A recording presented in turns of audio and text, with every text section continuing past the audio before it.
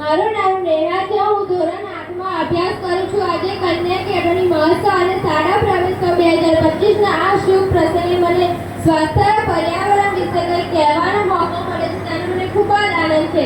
આપણે સૌ જાણીએ છીએ કે આપણી આસપાસની ઘણી ગંદકી છે.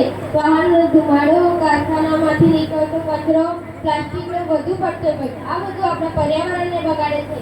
એના કારણે આપણે શ્વાસ લેવામાં પણ તકલીફ થાય છે અને ઘણી બીમારીઓ પણ આવે છે. આપણે આપણા પર્યાવરણને સારું રાખવા માટે શું કરી શકીએ? વધુમાં વધુ વૃક્ષો વાવવા જોઈએ, પાણીનો બગાડ ન કરવો જોઈએ, કચરો કચરા પેટીમાં નાખવો જોઈએ અને આપણી શાળામાં આપણે સ્વચ્છતા જાળવીએ, એવી કચરો ના ફેંકે અને છોડવાનું ધ્યાન રાખીએ.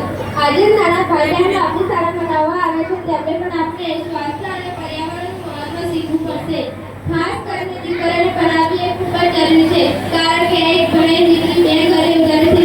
સારા સ્વાસ્થ્યના 5 પોતાના ઘરમાં અને સમાજમાં પણ શીખી શકે છે.